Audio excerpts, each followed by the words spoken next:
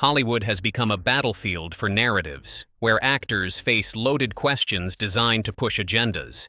Yet, some stars refuse to play along.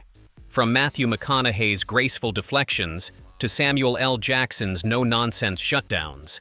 When promoting Django Unchained, Samuel L. Jackson encountered interviewer Jake Hamilton, who broached the controversial use of the N-word in the film. There's been a lot of controversy surrounding the usage of the N-word in this movie, and no, nobody, none.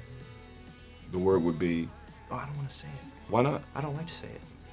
Have you ever said it? No, sir. Try it. I don't like to say it. Try it. Really? Seriously? We're not gonna have this conversation unless you say it. You want to move on to another question? Okay.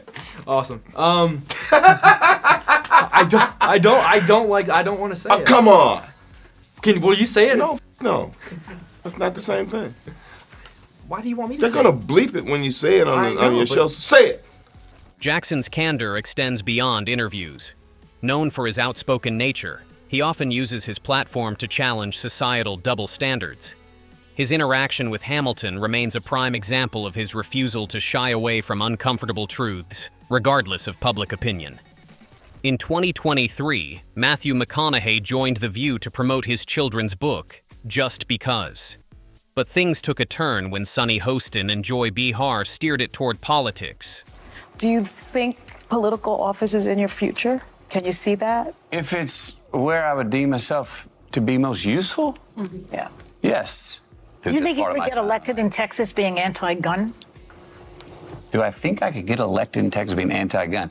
One thing about if me in politics is to give you a direct statement right there is me playing a game that I'm not interested in playing. Okay. To give you a direct statement right there.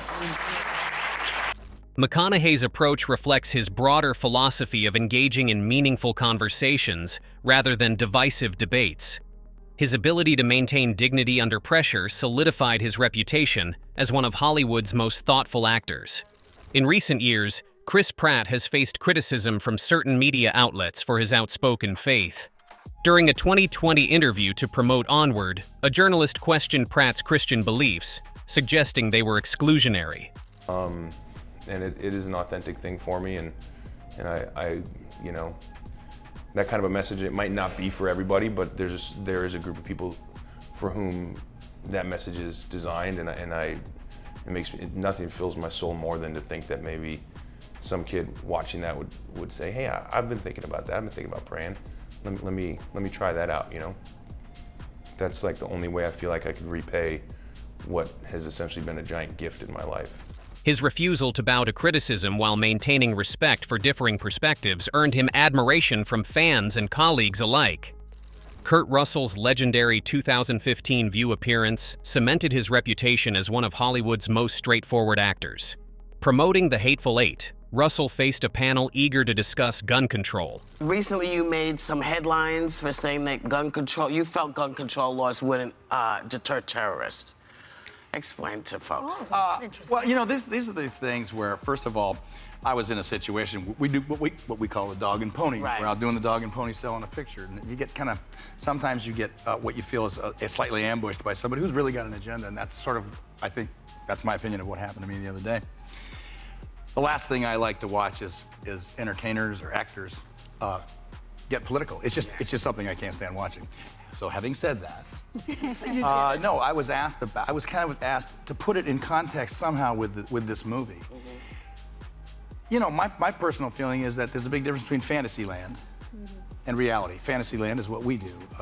You're either writing something, writing a song, writing a book, doing a movie, doing a television show. That's Fantasyland. Mm-hmm. And that's where that stuff belongs. In reality, when we're dealing with things like terrorism and whatnot, we're all going to have different opinions on how to do it and how to deal with it. Russell's ability to call out media agendas while maintaining his cool remains unmatched.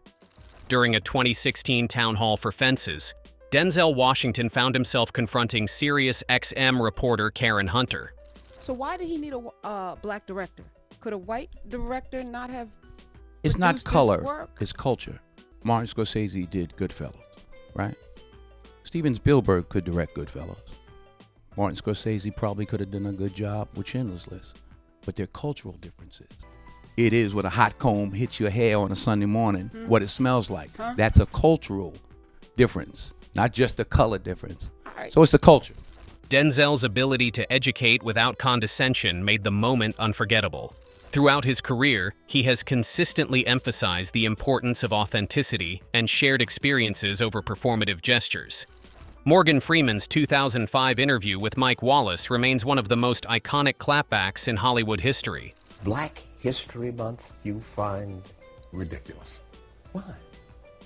You're going to relegate my history to a month? Oh, come on. What do you do with yours? Which month is White History Month? No, well, come on, tell me. Well, I'm Jewish. Okay, which month is Jewish History Month? There isn't one. Oh, why not? Yeah. Do you want one? No. I don't either. I don't want a Black History Month. Black history is American history. How are we going to get rid of racism until... Stop talking about it. I'm going to stop calling you a white man. Yeah. And I'm going to ask you to stop calling me a black man. I know you as Mike Wallace. You know me as Morgan Freeman. Freeman's unapologetic stance not only challenged the premise of the question, but also sparked broader conversations about how history is taught and celebrated. While promoting Whiplash in 2014, J.K. Simmons found himself addressing a reporter's claim that the film glorified abusive mentorship. Is there a limit? When is enough enough? And do the ends justify the means? Some kind of a version of this, pushing and pulling things out of us. For me, the closest thing I had was a couple of coaches in high school football who were just over the line by a great degree. And I had some music teachers, actually, who were very inspirational and who were real perfectionists and who demanded a lot. And Simmons reminded the audience, and the media, that art's purpose isn't to preach, but to provoke thought. Hollywood is a place of performance, a place where faking it pays, and being out of touch with reality is a norm. But these moments prove that authenticity always shines brightest.